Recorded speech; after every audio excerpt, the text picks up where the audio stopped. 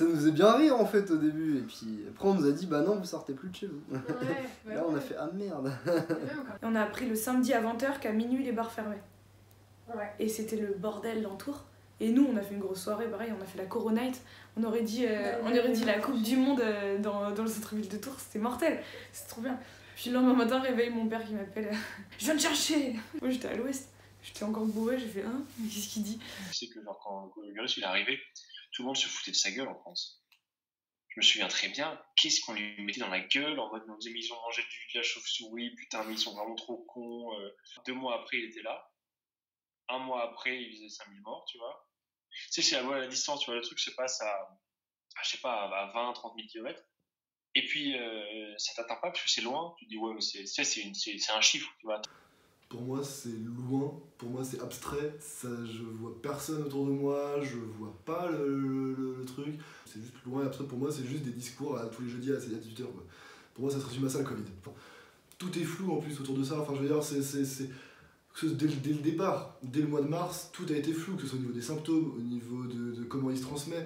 Tout a été hyper abstrait, il n'y avait rien de défini, ça a mis du temps. Enfin, je sais que nous, à nos âges, on s'en fout un peu, tu vois. Nous, on peut être que transmetteurs, en fait, c'est pour ça qu'ils nous confinent à mort d'ailleurs. Bah, alors doucement.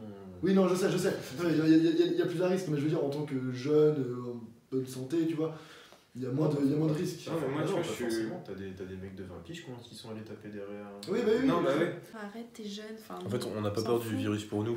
C'est pour ça qu'on va pas être non plus inconscient et que même si on va voir nos potes pendant le confinement, on va pas voir des potes qu'on n'a pas vus depuis 3 semaines, quoi. Pour mes parents, j'avais un peu plus peur parce que je suis une génération pas du tout.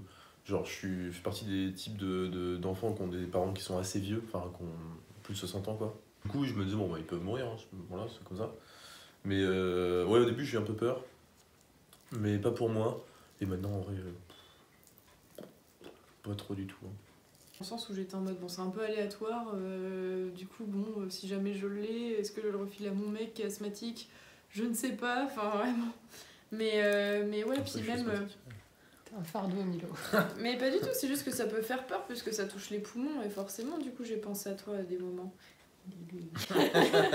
Ouais, bah ça, ouais, pour le coup, la question de dangerosité, en fait, j'ai jamais réussi à avoir d'avis tranché là-dessus, quoi. Est-ce que, en fait, c'est vraiment dangereux ou pas, le Covid? Est-ce que... Si, sûrement, hein, s'il y a toutes ces mesures et tout qui sont prises, mais... je sais pas, j'ai jamais vraiment, même depuis le tout début qu'on en parle, déjà moi, personnellement, j'ai jamais été inquiété. Ça, c'est parce que je prends tout trop à la légère aussi. Ils sortent des chiffres d'un peu n'importe où. On est noyé un peu sous... en plus maintenant avec tout ce qui est réseau et tout, t'as vraiment des informations tout le temps en continu.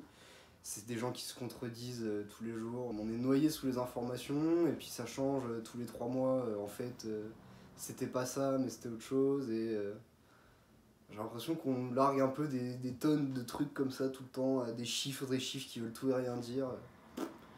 Au tout début de l'annonce, comme quoi voilà, on allait être face à un virus, j'ai eu super peur. Moi, ce qui me faisait peur, c'est qu'on savait pas où est-ce que ça allait nous mener. J'ai eu un peu peur pour moi au tout début.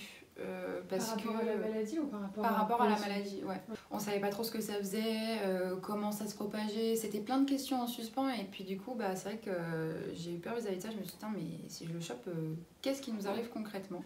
Et maintenant que ça fait des mois et des mois qu'on vit avec, j'ai plus du tout peur. Genre, en tout cas pour moi.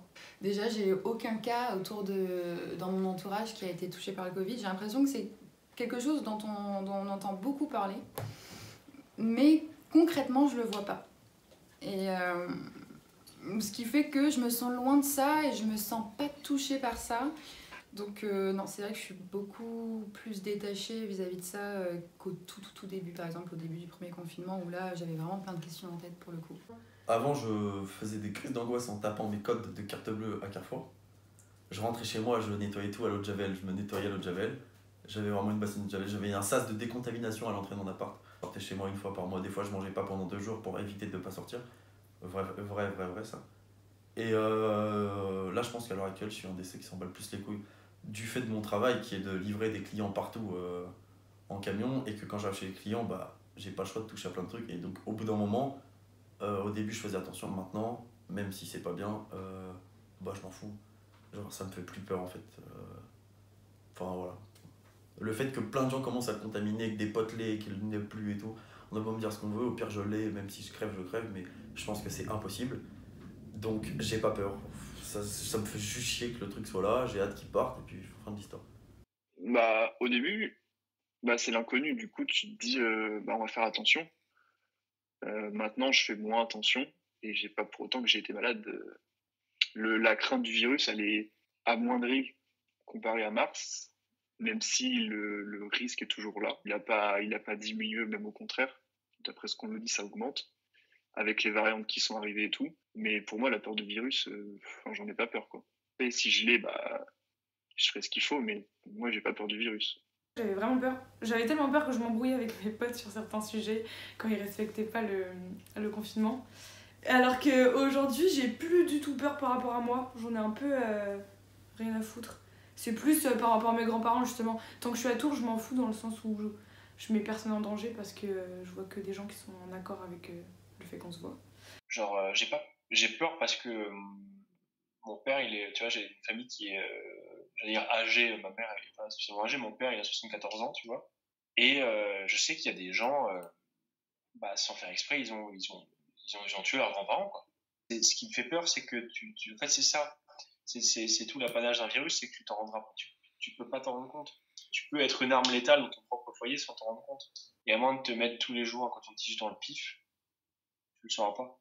Et même si tu prends toutes les précautions. Donc ça me fait peur.